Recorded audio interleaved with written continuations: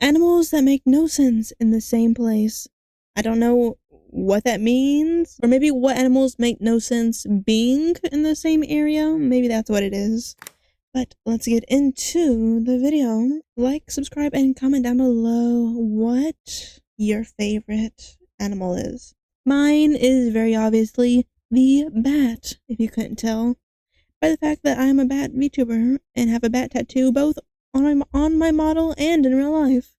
Let's get into the video. This video is brought to you by pure hyperfixation, severe undermedication, and a second clip from 2021. Let me learn you something.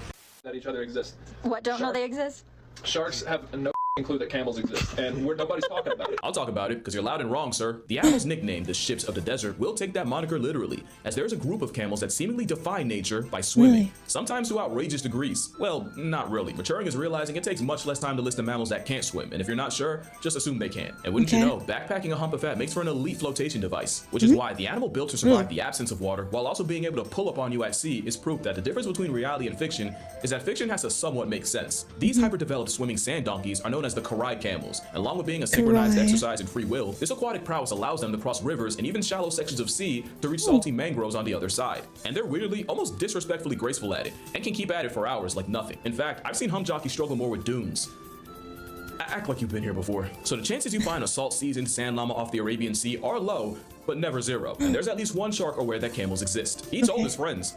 They did not believe him. And if that crossover wasn't weird enough, and it really should have been, it turns out shark and camel blood both contains tiny antibodies, nanobodies, that penetrate deep into tissues in a way nothing human can. And scientists believe that these nanobodies can be engineered to help humans treat diseases like cancer. That has nothing to do with this video, but that was just too weird a coincidence for me to just leave out. But yeah, anyway, how many animals some sharks have that? do know camels exist.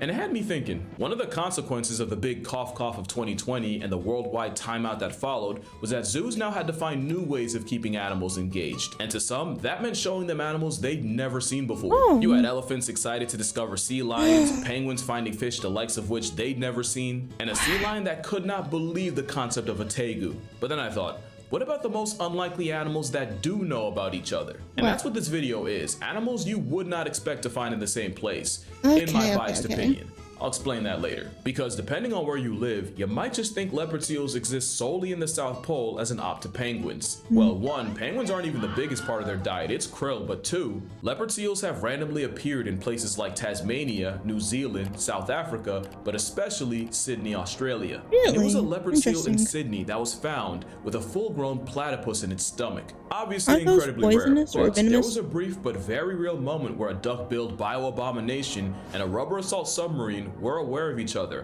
and a short time where you could have seen both, and that might not even be the most unexpected predator-prey crossover. And that's thanks to Pet Foolery for immortalizing this nonsense right here. For the longest time, this has been one of my favorite animal facts to mess with people's heads.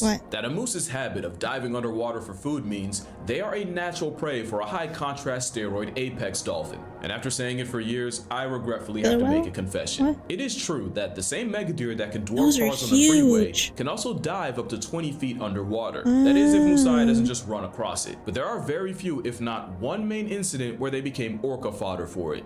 This was in 1992, when two moose were swimming about a mile off of Alaska's Pleasant Island. Evidently, their experience was anything but, as the pair were quickly approached by four transient killer whales. One moose was murked and eaten on the spot, and the smaller of the two managed to escape, but proceeded to drown in a kelp bed. Since then, there have only been a few cases of swimming moose and deer getting opportunistically bossed up by killer whales, not nearly enough to be a habit. The fact remains that there are orcas fully aware of the concept of a tangler, which can result in a really bad day to be a moose. But again, super rare. But there's one animal crossover that has only gotten more common. This is the predator with the widest range in the Western Hemisphere for a mammal. So much so that, depending on where you are, you might call it a cougar, a puma, a panther. They're not actually panthers. Mountain lion, catamount, I've never heard them called a catamount. Which means they have an exceptionally wide prey range, and the most random animal that has to worry about them are penguins. Really? This picture is absurdly unserious, but the fact isn't. Magellanic penguins will breed at the very tip of South America, which means open season to a cat that probably couldn't believe its luck of finding a colony of birds that can't fly. God bless that penguin. He's trying to argue with a feline Grim Reaper, and the puma's just trying to get him to go out with some dignity. You genuinely need a whole new course in sex ed for them to just comprehend the level of they are. Imagine stumbling into a community of refrigerated meat slurpees. and the pumas treat them as such. So much that the pumas in Patagonia have even reshaped their natural behaviors around the presence of penguins. It'll never not be weird to know you can find cats and penguins in the same place. Now imagine if it happened twice. If I had a nickel somehow on a completely different continent, it's the same script with different characters. With caracals in Cape Town plundering colonies of African penguins. Right? Caracals have the juice to make gravity look optional, so discovering blubbery, flightless chicken nuggets is the worst thing the penguins could have asked for. To the point where officials had to relocate 2 caracals after they murked 130 birds in only 2 months. Damn. I feel so bad for penguins, man. They really get bodied by the most random things. Like, there is no way I should be able to look up armadillo eating penguin and actually get something. And I can't even show you that picture because of a turtle sloth turning a penguin into a ketchup packet. Just know, armadillos know about penguins, and the penguins are not happy about it. Nobody gives flightless birds a break. Especially not the birds that can fly, because there are ravens that not only are aware of the world's smallest penguin, but they'll go to some gruesome measures to grief them. Which actually sucks, because for the longest time, foot-tall, 3-pound fairy penguins were somewhat safe on Australia's Phillip Island. But as recently as 20 years ago, scientists have noticed ravens randomly spawning Wouldn't that make them much not to the disaster of the pint-sized penguins. Wouldn't that make them omnivores? And these ravens have gone to extreme measures to raid their nests, like harassing the parents for hours to strong-arm them to surrender, or a pair of ravens working together, with one raven distracting the parents while the other digs into the nest to pirate their progeny. There was an incident where a pair of ravens freaking yeeted a penguin parent off a cliff before poaching their offspring. Why? Very unkind of them. There's way too much penguin prejudice in this section, so let's shift gears. Oh, come on, dude! Okay, but like, seriously, sea lions are interesting because despite their name, sea lions are much closer to bears and the weasel crash out mustelids. Beach bears that do land part-time. Think of that every time you want to call one a sea puppy. Why they're called lions? I called a big you're boy. Looking at the main reason why. But what if lions and sea lions met each other? Well, lions on a beach feels wrong, but it happens. Lions really don't get enough credit for how adaptable they are. And on Namibia's Skeleton Coast, some lions have started combing along the Atlantic coast and hunting resting fur seals, which kind of felt wrong to me. You know, I grew up on watching them go after zebra, wildebeest, buffalo, but watching them stalk seals was weird. It was weird for the lions too, because researchers noticed the lions seemed unsure of how exactly to go about hunting this new prey. But in lion fashion, these beach lions adapted to a diet of sea lions. I know I said fur seals, they're actually closer to sea lions, so you can delete that comment. Know-it-all. Making them the only lions known to hunt marine prey, which would technically make these lions marine mammals. Okay, not really, but it's still weird for me to see. I'm talking about lions on a beach. That doesn't feel real. And for y'all that are gonna be like, obviously, how did you not know? Listen, I don't know what I don't know. Lions on a beach is like snow in Africa. Lions I know on it beach, happens. It's still gonna earn a double take when I see it. In fact, I bet a number of y'all are stun locked on the snow in Africa thing. Like, yeah, that happens. They got ski resorts too. So before I get accused of using Allen Iverson, yes, it does snow in parts of Africa, although I'm not surprised you're surprised. The way some of y'all talk about her, you'd think Africa actually was a country. Wait till you find out we have houses too. Alright, I'm projecting, but look, bro, imagine being in high school and having someone genuinely ask you if your parents grew up in a hut. Then I say my grandmother's house is like 3 of yours and I'm the bad guy. Man, I did not need to say all that, but yeah, it snows in Africa. To be fair, the animals don't look too happy about it. Speaking of snow, 2 other animals you wouldn't expect in the same place, or at least you wouldn't if we share bias. I remember how mind blown I was when I found out grizzly bears and polar bears know each other. Now imagine how confused I was when I found out they do more than just know each other. To the point where growler bears are a legitimate thing. Or Pisleys, it depends on who the daddy is. Grizzly growler, polar Pisley. I guess it's not that surprising when you realize polar bears essentially evolved from brown bears. It's actually pretty interesting to see them on camera in the same place. Do polar bears live anywhere other than the Arctic? I didn't think so. Especially not that they lived in the same area. A growler or a Pisley? Grizzly growler, polar Pisley. I guess it's not that surprising when you realize polar bears essentially evolved from brown bears. It's actually pretty interesting to see them on camera in the same place. And if you're wondering how these encounters go, a study showed that grizzlies usually dominate these interactions, with polar bears being submissive. And with a lot of encounters happening in places like whale carcasses, 132 out of 137 recorded interactions saw the polar bears giving way to the grizzlies. But evidently, they'll meet up to feed and breed, and surely the first polar bear to ever go grizzly forever disgraced her polar lineage. But I guess the rhyme's wrong. If it's black, attack. But if it's white, you'd be aight.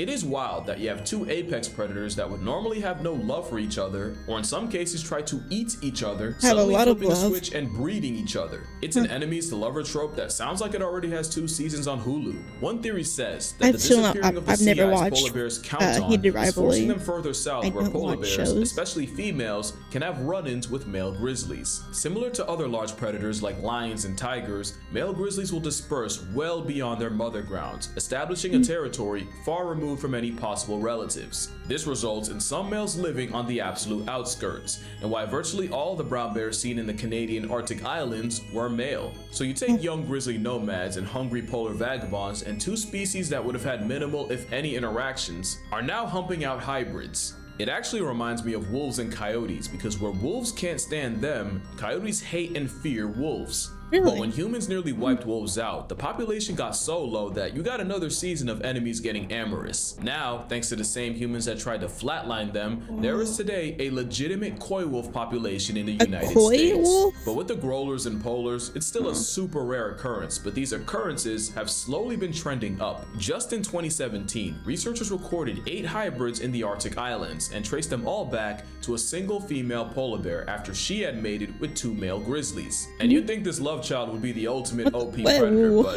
what you actually get is a bear that can't properly fill the niche of either. Not polar enough to live on the ice, not grizzly enough to go fully forest. Basically, if Logic the Rapper was a bear. Luckily, the next 2 animals don't have this problem. One, because a crocagator is physically, fundamentally, biologically impossible.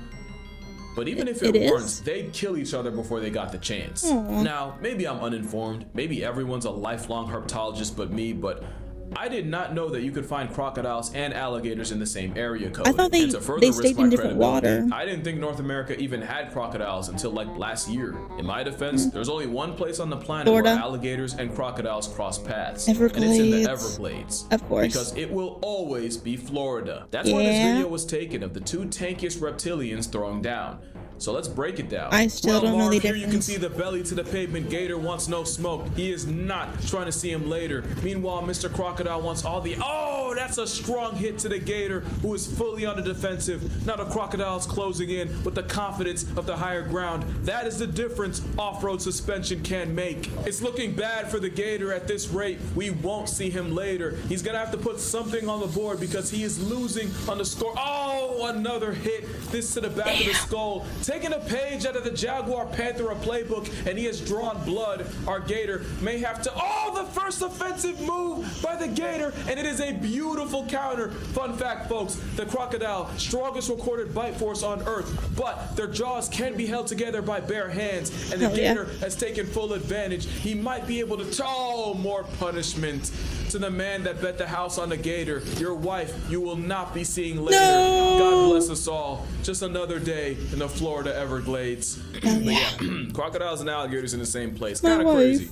But that's just Florida. But there is one place that has arguably the most insane animal crossovers on Earth, and it's a place you've probably overlooked, and that's because India does not get enough credit for the sheer biodiversity they house. Virtually no other country has more species of wild cats, and with tigers, leopards, rare snow leopards, and even rarer Asiatic lions, India also has 4 of the 5 major big cats. They even got some cheetahs in there too, but it's the predator interactions in India that are notable, specifically the beef between a big cat and a bear. Sloth bears are insectivores fueled by the generational trauma of being preyed on by the biggest cat. So their main defense is being as offensive as possible, crashing out in ways that can make even a big cat backpedal, which makes sloth bears the overgrown honey badger of India. We watched a video about bears. It would if India didn't already have them. Not only does India have honey badgers, but tigers are very aware of them. Now, this is the only clip I could find, and I'm gonna pause it right here because that weasel's clearly not doing well, but it is interesting that the same scene we're used to seeing with lions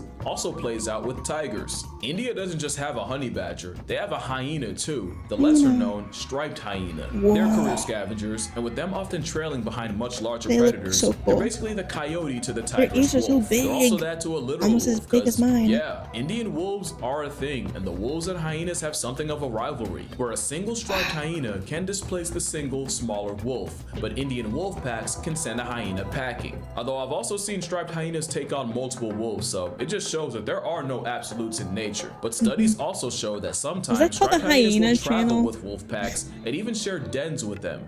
which is a plot twist I was not expecting. Striped hyenas will also cross paths with sloth bears, sometimes foraging in the same space. Although the only interaction I could find of the two was a striped hyena carrying the disembodied head of a past tense sloth bear. That's my comfort character right there. Anyway, back to the Indian wolves. They also have run-ins with tigers, although for obvious reasons, those don't usually go the wolves' way, and they try to avoid them, especially because tigers are often the ones nerfing the wolves' numbers. But because wolves are wolves, there have also been occasions of packs harassing and mobbing the much larger tiger, even following them to drive them away from dens despite the risk. Which is honestly everything I love about them. Side note, can we just take a moment to acknowledge the beauty of an animal most people don't know exists? But to make a long story short, if you told me that there's a country with 1/3 of all the cat species, 4 out of the 5 big cat species, the world's deadliest bear, a lesser known hyena, an even lesser known wolf, and a honey badger, well, I'd call it the greatest crossover event in nature. And now I see why the Jungle Book was based there. But that's going to do it for this video. If this video gets more than 200,000 likes, I will make a video on Indian animal lore, because there is a lot of it. Just ask this guy. But for now, drink water, hug your mother. Reminder, there's a shark out there that knows about camels. Let Pops know you appreciate him, and I'm gonna see y'all in the next one. Hell yeah. If you made it this far, make sure to like, subscribe, and comment down below your favorite animal. And until next time, I shall see you later. Bye-bye.